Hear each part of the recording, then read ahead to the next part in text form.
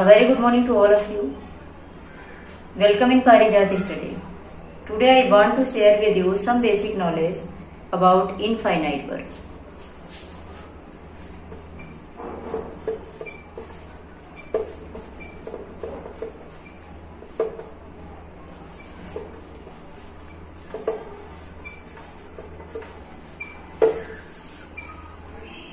Okay so जब भी हम कोई नॉलेज एक्सेप्ट करते हैं, सीखने की कोशिश करते हैं, तो उससे संबंधित जो हमारा पूर्व ज्ञान होता है, सबसे पहले हमें उसका अवलोकन करना चाहिए।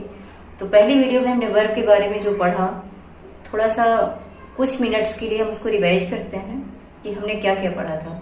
वर्ब हमें क्या क्या बताता है एंड वर्ब के कितने पार्ट्स होते हैं, फंक्शन के आधार पे कितने पार्ट्स होते हैं और ऑब्जेक्ट के आधार पे कितने पार्ट्स होते हैं। तो हमने देखा था फंक्शन के आधार पे दो पार्ट्स होते हैं, एक ऑक्सिलरी वर्ब होता है एंड दूसरा मेन वर्ब होता है। सेकेंड थिंग हमने देखा था ऑब्जेक्ट के आधार पे भी वर्ब के दो पार्ट्स थे, एक ट्रांजिटिव वर्ब था और दूसरा इनट्रांजिटिव वर्ब था। इसके बाद हमने फाइनाइट वर्ब देखा था, जिसको सीमित क्रिया भी कहते हैं, उसके बारे में भी हमने थोड़ा सा अध्ययन किया था। आज हम जो है इनफाइनाइट वर्ब समझने का प्रयास करेंगे। So please everyone concentrate.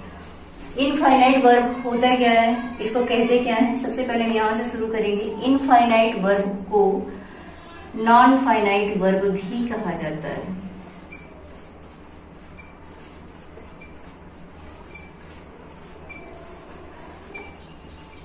ठीक है, अच्छा हिंदी में हम इसको असीमित क्रिया कहते हैं।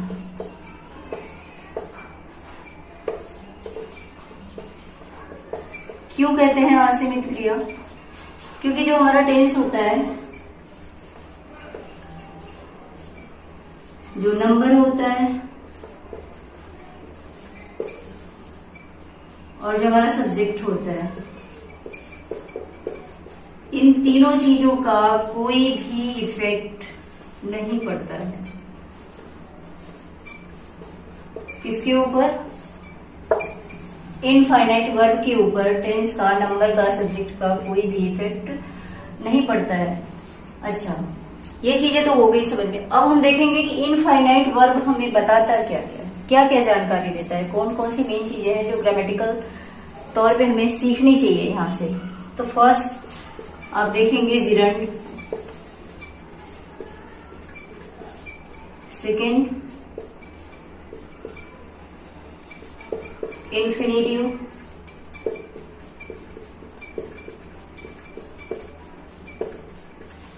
एंड थर्ड थिंग है पार्टिसिपल।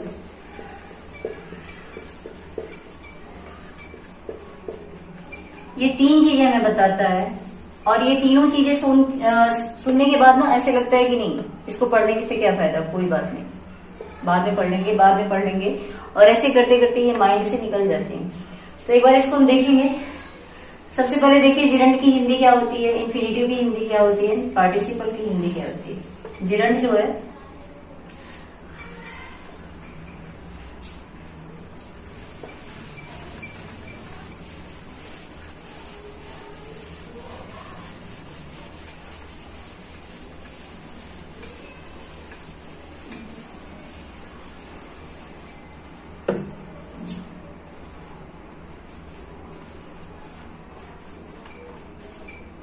जिरंड, इसको हम क्रियावाची संज्ञा भी कहते हैं।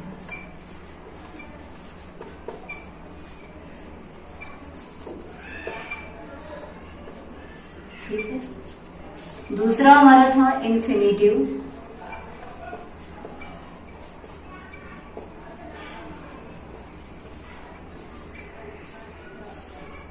ये क्रिया का मूल रूप होता है।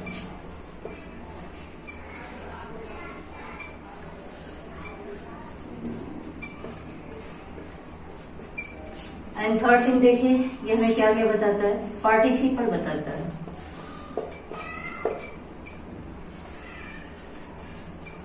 पार्टिसिपल यानी कि पूर्वकालिक क्रिया।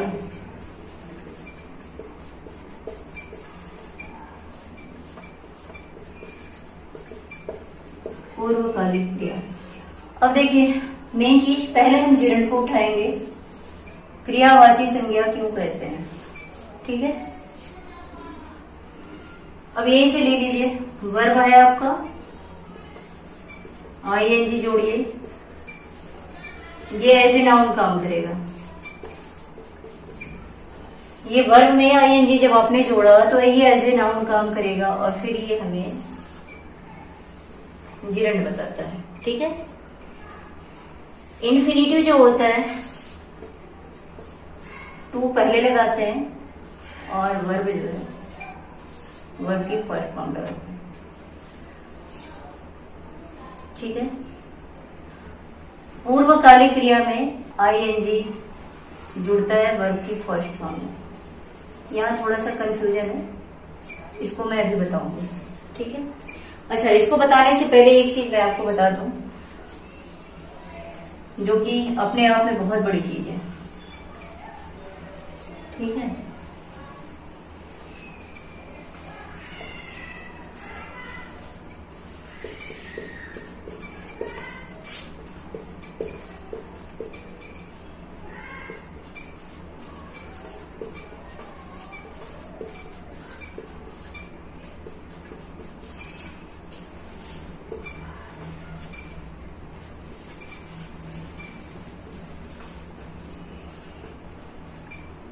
बहुत बड़ा नाम है ना, अबुल पाकिर जैनुलाब्दीन अब्दुल कलाम। शायद इस नाम को बहुत लोग पूरा नहीं जानते हैं, लेकिन अगर हम इसको लिख देते हैं डॉक्टर कलाम तो हिंदुस्तान का बच्चा बच्चा जानता है कि डॉक्टर कलाम कौन थे और ये भारत के लिए क्या थे, हमारे लिए क्या थे, और शायद ये भी रहते तो क्या करते। तो कहने का मतलब है यहाँ मैंने इस चीज को क्यों जोड़ा, क्योंकि ये हमारे जो जिरंड है, पार्टिसिपल है, इंफिनिटिव है, ऐसे ही बड़े बड़े, ऐसे ही हम इसको देखने के बाद ना डर जाते हैं, लेकिन इसको हम समझना बहुत ही इजी होता है। जैसे ही डॉक्टर कलाम, अभी मैंने छोटे रूप में लिखा, उसका बड़ा नाम था अबुल पाकिर जैनुलाब्दीन डॉक्टर अब्दुल कलाम। तो ठीक इसी तरह से हम इसको जब समझेंगे ना, सिंपल सी चीज है कि जब हम वर्ब में आईएनजी लगाते हैं नाउन बन जाता है, जिरंड कर जाता है, एज ए नाउन कार्य करता है ये। ठीक, इन्फिनिटिव यानी क्रिया का मूल रूप, जब भी वर्ब की फर्स्ट फॉर्म होती है उसके पहले हम टू लगा देते हैं। पार्टिसिपल जो होती है पूर्वकालिक क्रिया होती है, वर्ब की फर्स्ट फॉर्म में आईएनजी लगती है। ठीक है, अब देखिए यहाँ जो है ना, अब यही चीज थोड़ी सी कंफ्यूजन हो जाती है। ये एज ए नाउन काम करेगा और ये एज ए एडजेक्टिव काम करेगा। ठीक है, अब देखिए आपका नाउन मिल गया, वर्ब मिल गया, एडजेक्टिव मिल गया। तो सिंपल सी बात है ना कि इस चीज को समझने से पहले जाहिर सी बात है भाई कि पार्ट्स ऑफ स्पीच में आपकी पकड़ अच्छी होनी चाहिए। इसके बाद आप इन वर्डों को बहुत ही आराम से समझ जाएंगे। हम लोग इसको तो एक बार देखेंगे कि पार्ट्स ऑफ स्पीच, इसको मैं थोड़े कम शब्दों में जल्दी जल्दी बताने की कोशिश करूंगी ताकि इसी में आ जाए और हम इसको लेके आगे बढ़ जाए। क्योंकि नाउन, प्रोनाउन जो भी है, जो चीजें हैं, इस पे पकड़ होनी बहुत जरूरी होती है। तो हमारे जो पार्ट्स ऑफ स्पीच है एक बार उसको देख लेते हैं, क्योंकि बड़ा ही रोल होने वाला है इसमें उसका।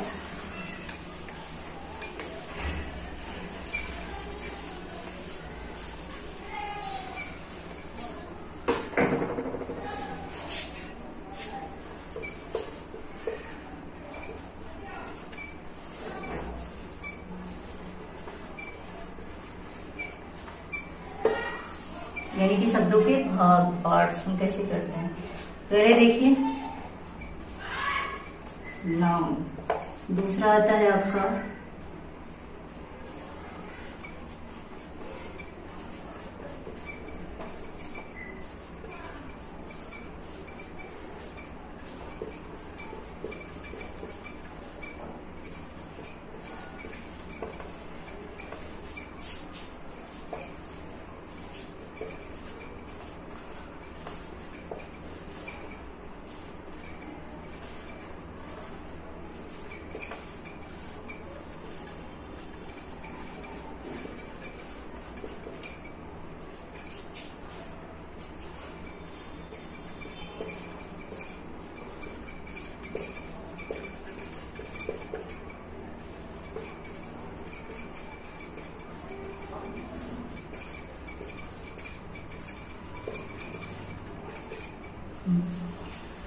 अब देखिए ये हमारे पार्ट्स ऑफ स्पीच के जो 8 हैं शब्दों के भाग, noun, pronoun, adjective, verb, adverb, preposition, conjunction और इंटरजेक्शन।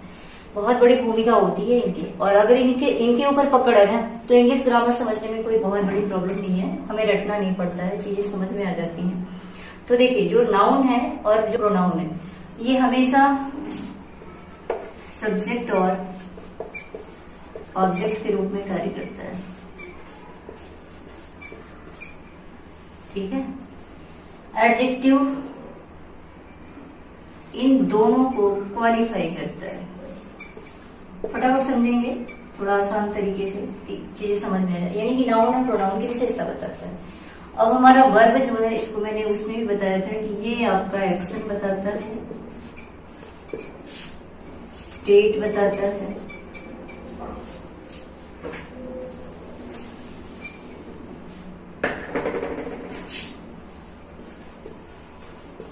स्टेट बताता है एंड पोजीशन बताता है, ठीक है। ये चीजें होगी। नाउन प्रोनाउन जहां भी मिलेगा सब्जेक्ट ऑब्जेक्ट के रूप में मिलेगा, ठीक है। एडजेक्टिव इन दोनों को क्वालिफाई करता है, यानी दोनों की विशेषता बताता है। वर्ब जो है आपका वो एक्शन, स्टेट और पोजीशन को रिप्रेजेंट करता है। अब देखिए एडवर्ब क्या है। एडवर्ब आपका एडजेक्टिव, वर्ब और कोई दूसरा एडवर्ब, इन तीनों चीजों को क्वालिफाई करता है।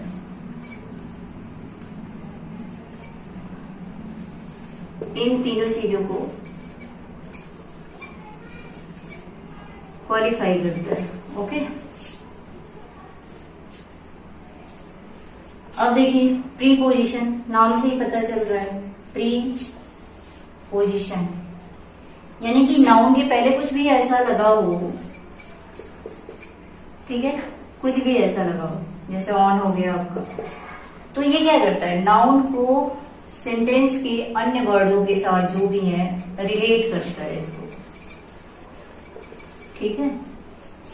ये हो गया प्रीपोजिशन, यानी कि संज्ञा के पहले की अवस्था।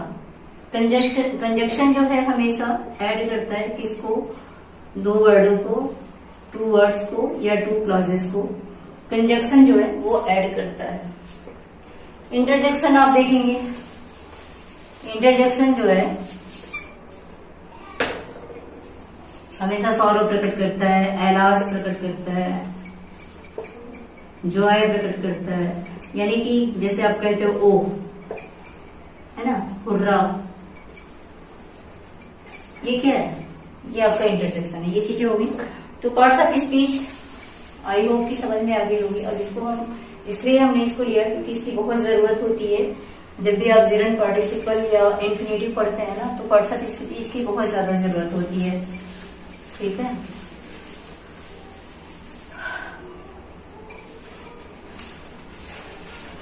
अब आगे बढ़ेंगे एक बार। अब हमने अब तक बताया था कि जेरंड जो होता है एज ए नाउन वर्क करता है, आईएनजी जोड़ते हैं जब वर्ब में। तो यहीं से हम एक बार देख लेते हैं कि ये हमारा जो वर्ब है, इसकी जो फर्स्ट फॉर्म है, इसमें हमने आईएनजी लगा दिया, ठीक है, इसमें आईएनजी लगा दिया, तो ये किस किस रूप में कैसे कार्य करता है। पहला आप देखेंगे ये वर्ब के रूप में कार्य करेगा, ठीक है। एंड दूसरा देखेंगे आप, ये नाउन के रूप में कार्य करेगा, एज ए नाउन वर्क करेगा। एंड तीसरा एडजेक्टिव के रूप में कार्य करेगा, ठीक है। वर्ब की फर्स्ट फॉर्म प्लस आईएनजी हमने जहां भी लगाया, वर्ब के रूप में कार्य करेगा, नाउन के रूप में कार्य करेगा और एडजेक्टिव के रूप में कार्य करेगा। और जब ये कार्य करता है तो होता क्या है, जब ये नाउन के रूप में कार्य करता है तो ये जेरंड कहलाता है, ये पहले भी बता दिया अभी कुछ देर पहले।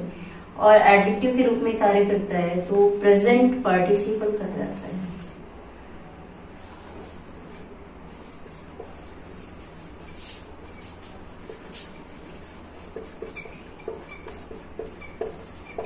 प्रेजेंट पार्टिसिपल कर रहा है। बस इतना ही हमें देखना है कि वर्ब के रूप में कार्य करता है, नाउन के रूप में कार्य करता है तो जिरंड हो जाता है, एडजेक्टिव के रूप में कार्य करता है तो प्रेजेंट पार्टिसिपल हो जाता है।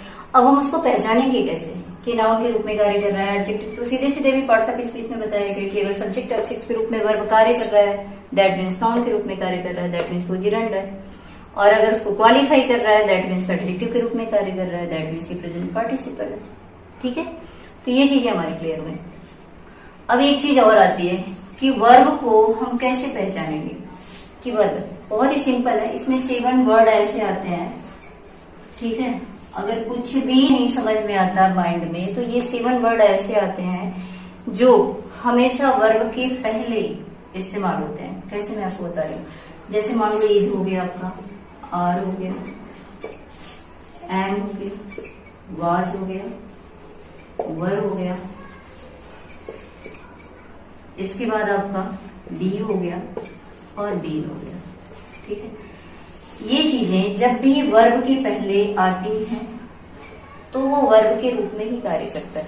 और अधिकतर आप देखोगे ना वो क्या नाम है, कंटिन्यूअस टेंस के रूप में ये चीजें आती हैं। और अगर नाउन के रूप में यानी कि सब्जेक्ट ऑब्जेक्ट के रूप में कार्य कर रहा है तो जिरंड हो गया, एडजेक्टिव के रूप में कार्य कर रहा है तो प्रेजेंट पार्टिसिपल हो गया।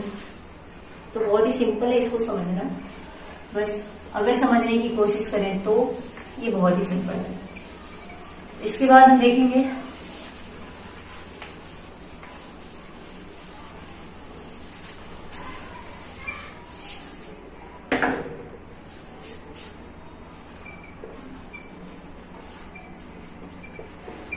जिरंड यानी कि वर्ब प्लस आईएनजी, लेकिन वर्ब की first form plus ING as a noun work करता है, जिरंड कहलाता है। अब इसको हम देखेंगे कि कैसे, कुछ एग्जांपल ले लेते हैं एक बार। पहला ले लेते हैं,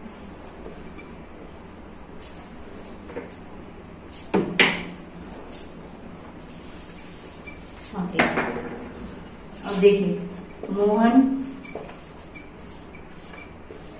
पढ़ना, लिखना,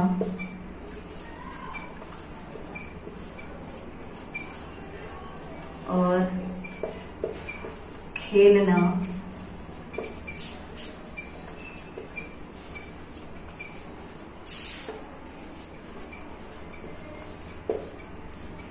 अच्छी तरह जानता है।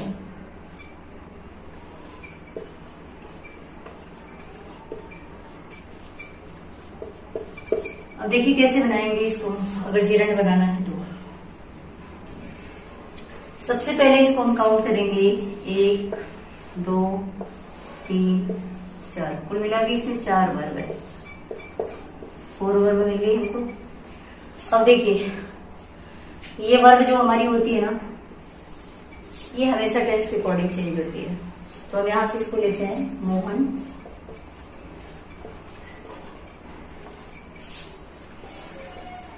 नोस। अब आ जाइए, हमको जिरंड की जरूरत है। 1 2 3 वर्ब मिले हमें, इन तीनों को हम जिरंड में चेंज करेंगे। कैसे, पढ़ना कैसे करेंगे, Mohan knows read, write and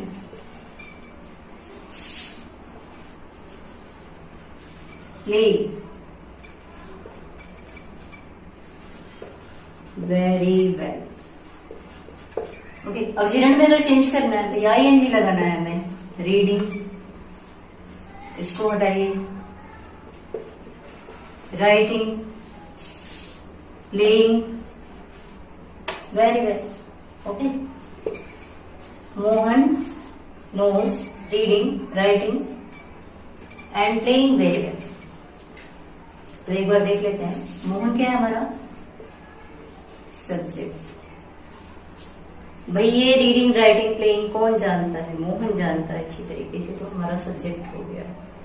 अब ये हमारा जो नोज है इसको क्या करेंगे, प्रेजेंट, ये क्या है प्रेजेंट इंडेफिनिट टेंस है हमारा। इंडेफिनिट टेंस है। ठीक है, इसको टेंस के अकॉर्डिंग में चेंज किया। बाकी जो है हमारा रीडिंग, राइटिंग एंड प्लेइंग, यानी कि जो लास्ट वाली जो वर्ब होती है ना वो टेंस के अकॉर्डिंग चेंज होती है। बाकी जो होता है हम उसमें जिरंड है तो जिरंड के हिसाब से लगाएंगे, और इन्फिनेटिव है तो इन्फिनेटिव के हिसाब से टू लगाएंगे। ठीक है, तो अभी हम जिरंड के हिसाब से देखते हैं कि Mohan knows reading, writing and playing very well. अब यहाँ पे ये प्रेजेंट इंडेफिनिट टेंस हो गया।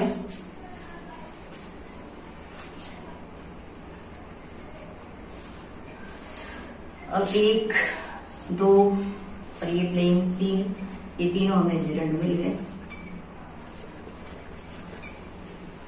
ठीक है, वेरी वेल क्या है, विशेषता बता रहा है, एडजेक्टिव।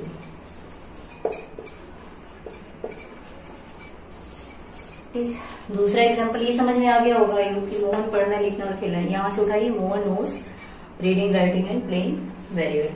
तो ऐसे ही सेंटेंस बनाएंगे। सेकेंड सेंटेंस भी दे देती हूँ।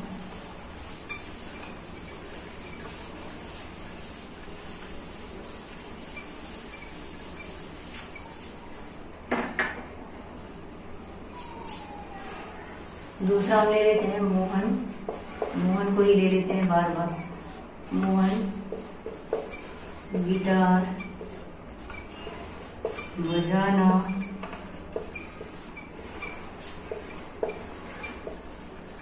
सीख रहा है। चलिए मोहन, अब क्या है यहाँ पे, एक हमें बजाना मिल गया और दूसरे सीखना मिल गया। 2 वर्ब मिल गए हमें, 2 वर्ब मिल गई यहाँ पे। तो ये जो सीखना है ना, इसको हम टेंस के हिसाब से ले जाएंगे कि मोहन अब सीख रहा है। कौन सा टेंस लगेगा, कंटिन्यूअस। ठीक है, तो मोहन क्या है, लर्निंग। मोहन लर्निंग। अब जाइए बजाना पे, तो प्लेइंग।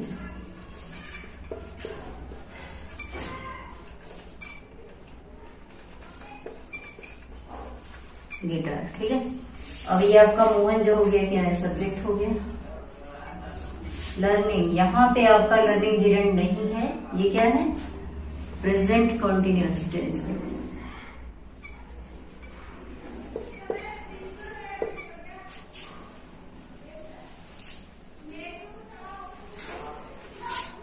प्रेजेंट कॉन्टिन्यूअस टेंस है आपका। प्लेइंग आपका जो है ये आपका जिरंड हो गया। ठीक है, और ये गिटार आपका ऑब्जेक्ट हो गया। क्यों, क्योंकि यही तो नाउन है, यहाँ भी नाउन है। ठीक है, तो ये आपका ऑब्जेक्ट हो गया।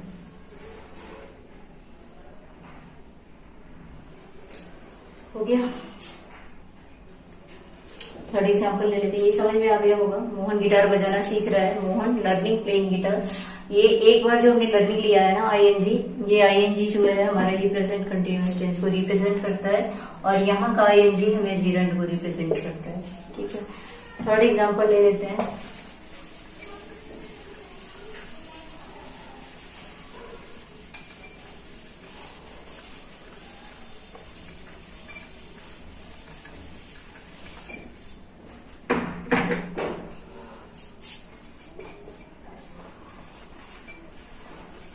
मोहन लड़ना और खेलना जानता था। KNEW, knew. मोहन न्यू। इसके बाद क्या लगे, यहाँ पे देखिए हमने नोज नहीं लगाया, न्यू लगाया। जानता था हमने बोला, मोहन न्यू क्या जानता था, लड़ना और खेलना। न्यू फाइटिंग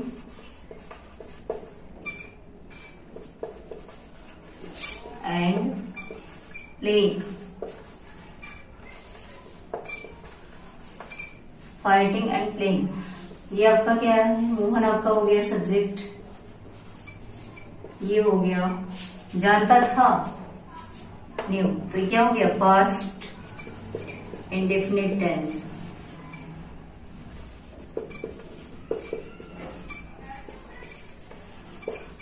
ठीक है, फाइटिंग क्या है आपका, ये हो गया आपका जिरंड, ये प्लेइंग हो गया जिरंड।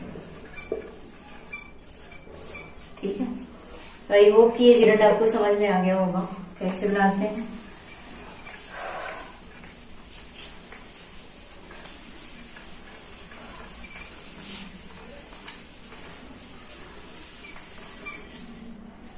इन्फिनिटिव देख लेते हैं इनमें।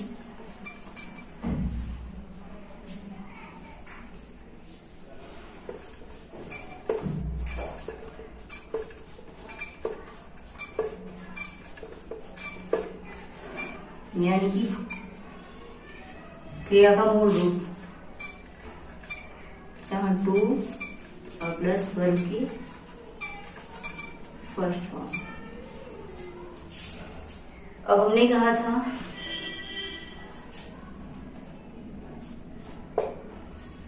मोहन पढ़ना, लिखना और खेलना अच्छी तरीके से जानता है, उसी को उठा लीजिए।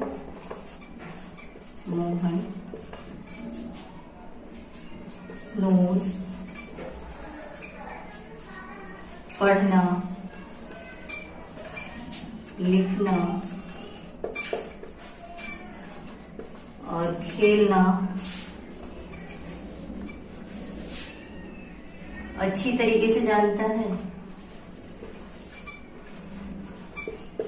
अब देखिए मोहन नोस, हमने इंफिनिटिव बनाया,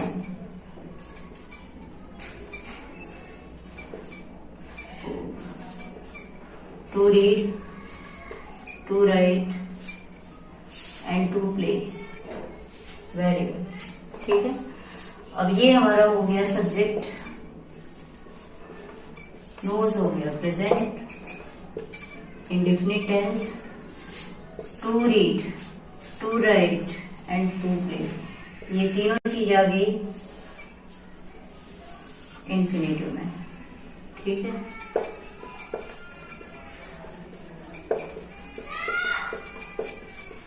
ये तीनों चीज आ गई इंफिनिटिव में आपके। ऐसे ही लगेगा आपका, टू रीड लग जाएगा, टू लगेगा वर्ब की फर्स्ट फॉर्म के पहले। सेकेंड एग्जाम्पल हमने लिया था कि मोहन गिटार बजाना सीख रहा है, इसको ले लेते हैं। मोहन गिटार बजाना सीख रहा है।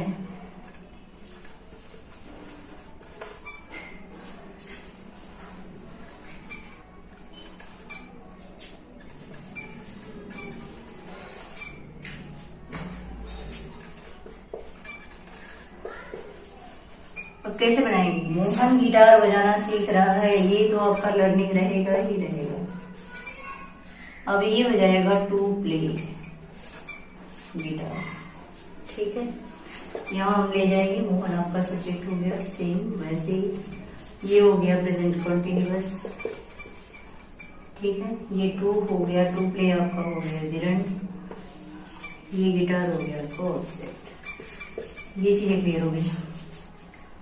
अब इसके बाद तीसरा एग्जाम्पल हमने लिया था कि मोहन लड़ना और खेलना जानता था, तो मोहन ने लड़ना और खेलना, तो to fight and to play. ठीक है, ये हो गया आपका सब्जेक्ट, ये हो गया past indefinite, to fight and to play हो गया आपका, क्या हो गया, एक मिनट सॉरी, ये इंफिनिटिव होगा।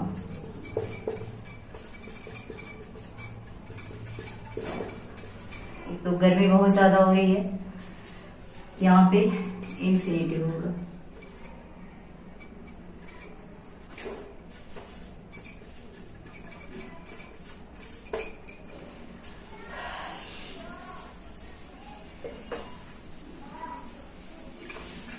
तो आई होप कि आपको इंफिनिटिव और जिरंड आ गए होंगे समझ में। जिरंड में आपको आईएनजी लगाना है, इंफिनिटिव में वर्ब के पहले टू लगा देना है। और इसके बाद आपका पार्टिसिपल आता है।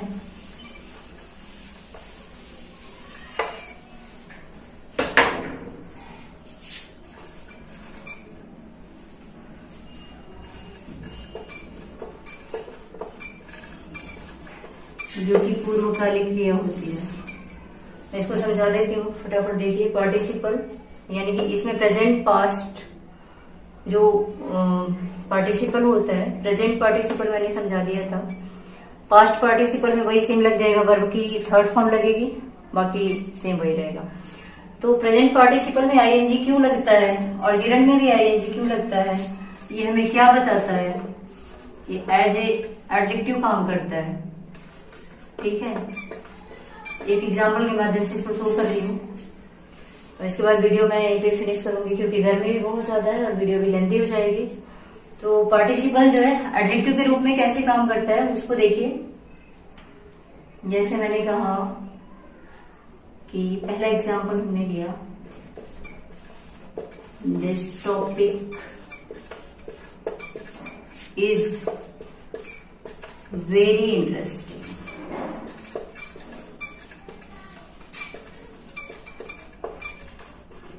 This topic is very interesting. अब यहाँ देखिए, थोड़ा सा मैंने इज लगाया तो कंफ्यूज मत रहिएगा कि ये तो वर्ब के पहले आता है। तो ये वेरी जो है आपका वर्ब नहीं है, ये जो है एडजेक्टिव को रिप्रेजेंट कर रहा है ना। तो इस पे मत जाइएगा कि ये वर्ब है दैट मीन्स तो यहाँ पे जिरंड आएगा, नहीं, ऐसा कुछ नहीं है। ये आपका एडजेक्टिव के रूप में काम कर रहा है। इंटरेस्टिंग किताब की विशेषता बता रहा है कि टॉपिक की विशेषता बता रहा है कि बहुत ही ज्यादा इंटरेस्टिंग है ना। तो ये क्या है, किसको रिप्रेजेंट कर रहा है? टॉपिक को रिप्रेजेंट कर रहा है। तो एडजेक्टिव हुआ, इसलिए यहाँ पे प्रेजेंट पार्टिसिपल हो गया। ये आईएनजी आपका एडजेक्टिव में जो है जोड़ के, ओके, ये हो गया आपका, है ना। तो पार्टिसिपल भी हो गया आपका और ये टॉपिक आपका फिनिश हो गया। आई होप कि आपको समझ में आ गया होगा, और नहीं समझ में आया होगा तो वीडियो को बार बार देखिएगा, समझ में आएगा ही आएगा। ठीक है, thank you for watching my video and please support पारिजात स्टडी। Thanks again.